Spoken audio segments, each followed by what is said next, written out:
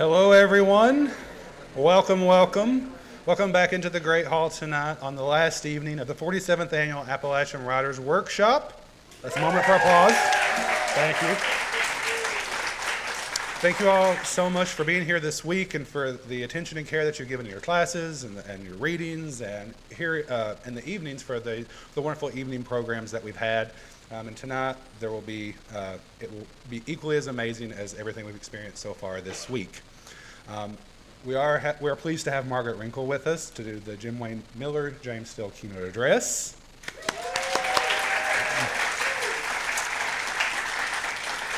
More on that momentarily, but before I turn it over to our facilitator, Mary Ann Worthington, I do just want to take a moment to recognize Mr. Steele's daughter, Teresa, in the audience with us tonight.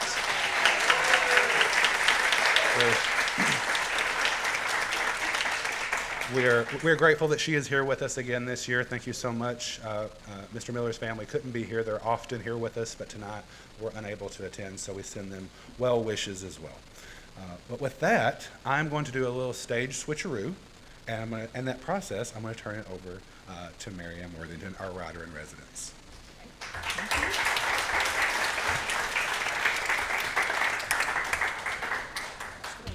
We'll wait to get started until Josh can get the microphones going the way. Sure that's where it needs to be. Does that work for you? Can y'all hear?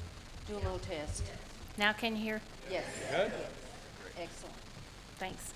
Well, welcome to the James Steele, Jim Wayne Miller Memorial Lecture. And so good to see you, Teresa. Always glad that you come over for this event. And I'm so thrilled to introduce Margaret Renkl to you all. And I'm going to say a few things about her, and then we're going to try to have a conversation for a little while. And then we're going to have questions at the end. So be thinking about what you might want to ask Margaret. And again, as I've said many times this week, don't be like my undergraduates and just, stare at me when it's time for questions. Also, I want to welcome Margaret's husband, Haywood Moxley, who's in the back taking photographs. So we're very glad to have you.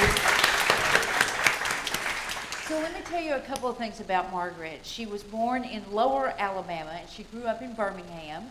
She's a graduate of Auburn University and the University of South Carolina, and she founded Chapter 16, which is the literary arm of Humanities Tennessee. And if you don't subscribe to Chapter 16, you should. They send out a weekly newsletter so that you can keep up with writers who have connections to Tennessee. And Margaret was the founding editor of Chapter 16. She worked tirelessly for writers and writing in Tennessee for over a decade as the founding editor of Chapter 16. And by the time she stepped away, she was a New York Times opinion writer and about to publish her first book, Late Migrations, A Natural History of Love and Loss. This book was published in 2019 by Milkweed Editions, and it's a family history, but it has this ecological, environmental slant, and the short prose ripples with references to prose, poetry, hymns, scripture, and popular music. In fact, this week, Margaret, from this book, we looked at Revelation in a workshop, the one where the reference to the Carl Sandburg poem where the fog comes in on little cat feet. This book is also so beautiful because it's heightened by full color artwork provided by Margaret Renkl. And yes, and Rose McClarney told me this week, and I didn't know this, that Billy also has work in the literary field guide to Appalachia that Rose edited and that some of you have been using in your workshops this week. Margaret's second book, Graceland at Last, Notes on Hope and Heartache from the American South, is also a Milkweeds edition book. This was published in 2021, and it's a collection of Margaret's weekly opinion pieces from the New York Times. And again, Margaret writes about family and the ecology. She also writes about religion, arts, culture, politics, racism, social justice, and she is to call out the Tennessee General Assembly and its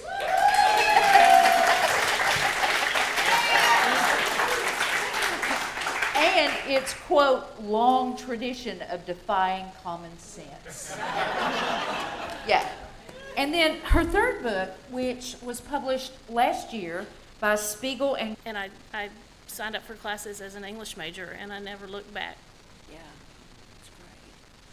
But you gave up poetry. I mean, you didn't become I was a practicing. pretty serious poet. I went to graduate school and got a master's degree as a poet, and I published poetry in literary journals for a good 10 years while I was teaching high school English, but I never could get a book published. And honestly, what happened was I had two with another baby, and I went into preterm labor at 22 weeks, and I didn't think he was going to survive either. And so between the terror of that, he did survive. Spoiler alert. He's 28 years old now, but the medication they gave me to try to stop the contractions made my hand shake. They don't give it anymore. It's basically speed. They don't give it anymore because it caused heart failure. But my heart was fine. But anyway, I couldn't focus. Like, I couldn't get my brain to do that kind of intense attention to every single word and the placement, the line breaks, the caesuras. I couldn't do that in the emotional state I was in and the physical state I was in. And I started writing sentences, and honestly, it's just a whole lot easier to write sentences. And, you know, y'all know that. And I guess I just kind of, by the time the baby came, and then I was writing full time, and I just never went back. I didn't mean to leave it. I didn't mean to abandon it forever. I bet you could get a poetry book published now, Margaret. I bet you could. You should try. Well, one of the things I wanted to ask you about, I read that your first book, Late Migrations, was actually a book, and that it was your friends who actually said, this is a book, you're writing a book. Mm-hmm. And also, is it true that this manuscript was pulled out of the slush bottle from Milkweed? So tell us a little bit about, I mean, we all have doubts that this Late Migrations was actually a book. Well, I was pretty far into my 50s by then, and I had never written a book. So I sort of thought, well, that was just not going to work out for me. And I was okay with that. I was fine with that. But I was by that time, I was a high school English teacher for 10 years, and then I was a freelance writer for national magazines for 12 years, and then I took a job as an editor. And by the time I started writing the essays in Late Migrations, I was a little tired of using all my energy and all my creativity and all my experience and all my education on everybody else's words but mine. And so somebody else has been there. I just started writing these things. I didn't even know what to call them. This is how far out of the whole mainstream of creative writing as an academic pursuit. I didn't know that there was such a thing as micro essays. Like, I didn't know that existed as a form. It didn't when I was in graduate school. When I was in graduate school, if you wanted to write nonfiction, you took journalism classes. There wasn't anything for you in an English department. There was academic writing, there was poetry, there was fiction, that was it. And so I didn't think that these little essays were going to be anything except something that made me feel better, because I wanted to write. My mother had just died. My mother-in-law was dying. It was a very, you know how you get in that life and death mode of caregiving, and our kids were starting to grow up. 2 of them were still at home, but one of them was off. And it was intense, and I gave myself permission to write for 15 minutes a day. That was all, 15 minutes a day, first thing in the morning. And I had a little writing group, and they were the ones who kept saying, this could be a book, this could be a book. And it didn't, really sink in until the little stack of pages got pretty high. Yeah. And then I started thinking, what could I do with it? And I had a friend of a friend who knew an agent who might want to look at it, and she did agree to look at it, but she said she didn't know what to do with it. She thought it was beautiful, but she didn't know what to do with it, and she suggested a nonprofit press. And she said that the nonprofit presses are more willing to do experimental things. Their income stream isn't tied to book sales, so they are more willing to take a chance on an unknown writer. So there I was, 57, and I got an email from an editor at Milkweed, said, "We love this, but will you work with this?" She made me write another that much again before she considered it finished. That's really interesting. I mean, and I think you're expressing a lot of the same sort of concerns that we have. And it's always, you knew somebody who knew somebody who knew somebody, make those connections to help It's with. partly that, I think, but it's also, the publishing industry is in trouble. It's just in trouble, and people don't buy books anymore. So many people either read online on an e-reader, or they listen to an audiobook, and those things are easily pirated. A lot of times people are downloading books that they didn't pay for, and that means the cost of producing that book, the publisher undertook as a risk and isn't getting that money back. And so you can understand why it's like nobody wants a novel about a teenage vampire until a teenage vampire novel becomes a bestseller, and then all of a sudden all the books have to be about teenage vampires. It's a little bit like that. You have to understand, though, that it's not because it's an elite gatekeeper kind of thing. It's a survival thing for most of these presses. Yeah. One of the things you mentioned earlier about your journey with caring for your parents and then your parents-in-law, that really resonated with me. Even though it's your own journey of caregiving, I had a hard time getting through late migrations the first time because your experiences matched my own. And there's so many of us in this room this week that are caring for aging parents, so it's kind of a universal thing. But Margaret's going to read in just a moment something from late migrations, but I wanted to ask, what obligations do we have to pass on those family stories and those stories that you heard and that you remembered as you were caring for your parents? And I'm also thinking specifically of the way that you tell your grandmother's story throughout late migrations. The parts of late migrations that are in italics, that are in the voice of my grandmother, that's not me remembering. That's an actual transcription of interviews on tape that my brother did with our grandmother. She was probably early 80s. She lived to be 97, but we could tell that the stories were starting to vary a little bit. The same, you know how people are. They have their favorite stories. They tell them at Thanksgiving. They tell them Christmas. They tell them on your birthday, and he wanted to get those down as soon, before it got too late to be remembered.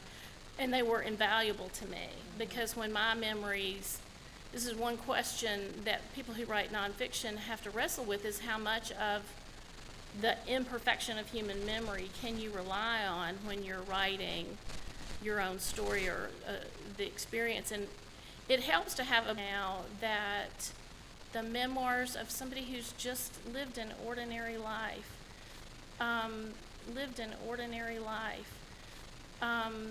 those are equally valuable. Recording those for ourselves, for our children, for our nieces and nephews, students, whatever the next generation is to you, they are important. They're important from an artistic standpoint because you shape them. You make the same choices as a nonfiction writer that you make as a poet, or that you make as a fiction writer or storyteller. You still have to decide which details to include. You're not making them up, but you're deciding which and in what order You're deciding which details will make a person come to life for somebody else who didn't know them. You're making artistic choices, and so that exercise is valuable in the same way that any art is valuable. But I think that there's something about nonfiction that gives other people permission to record their own stories.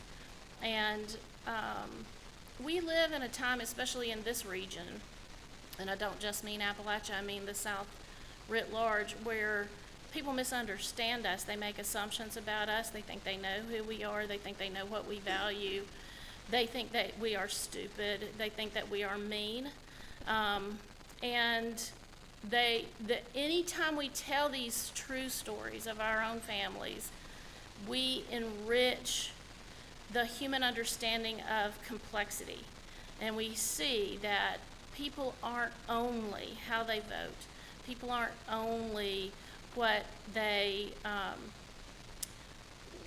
do for a living. Who in the 30s said, no, you don't have it right. We're going to tell our own story. So that's another connection, I think. So let me invite you to read something from Late Migrations, maybe. And We were talking about, Mary and I were talking about what to read, and there are essays in this book that are 3 sentences long.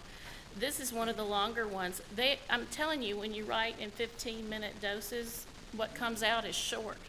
But this is a little bit longer than some of the others because I heard this story so many times. I was not present for this story. This is the story of a fire that happened when my mother was 4 years old. And the characters are my grandparents, my mother's parents, her little baby brother. He was 6 weeks old when the fire happened, and my grandfather's parents, Papa Doc and Mama Alice. So after the fire, my parents, my mother and her brother and their parents, my grandmother and grandfather, had to go live with my great-grandparents, and they never left. So this is the story of how that happened, and the title of it is, Let Us Pause to Consider What a Happy Ending Actually Looks Like. In the story my grandmother told, there was an old woman of uncertain race who lived among them but did not belong. With no land and no way to grow anything, the old woman was poorer and more desolate than the others, and they looked the other way when she slipped into their barns after dark with her candle and her rucksack, intent on taking corn. Did a barn owl startle her that night? Did a mule jostle her arm? They never knew. She never admitted to being there. The howling fire took the barn whole and then roared to the house. Neighbors saved some of the furniture in a kind of bucket line, but an actual bucket line was impossible. The water tank had stood on a wooden scaffold, already lost to the blaze. There was no time to save the clothes and quilts, the food my grandmother had stored for winter, the grain my grandfather had put up for his mules. Worst of all, there was no time to save the wild-eyed mules stamping in their stalls. In my grandmother's story, they brought what the neighbors had salvaged to her in-laws' house half a mile down the road, and family came from every direction to resettle things, making room. The back porch became the room where Papa Doc and Mama Alice slept. The parlor became my grandparents' room. The nooks where my mother and her infant brother slept were upstairs in what had been the attic. Decades later, when my mother told stories of her girlhood, she never seemed to recall how crowded the house must have been or how the tensions surely flared. Instead, she remembered my great-grandparents' devotion.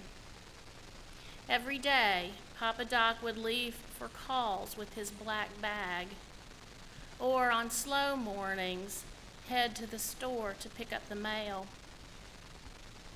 When he came home again, he always called out, "Alice," as soon as he reached their rose border. And she would call back formally from the garden or the kitchen or the wash tub on the porch, "I'm here, Dr. Weems." My mother's grandparents went through the day in a kind of dance, preordained steps that took them away from each other. He to his rounds across the countryside, she to the closer world of clothesline and pea patch and barn. But together again and again, touching for just a moment before moving away once more. But the shadow side of love is always loss, and grief is only love's own twin. My mother was 12 when Mama Alice died. Papa Doc sat down on the porch and settled there, staring at the rambling rose bushes growing beside the road. He just made up his mind to die, I guess, my mother always said. He lasted barely more than a month.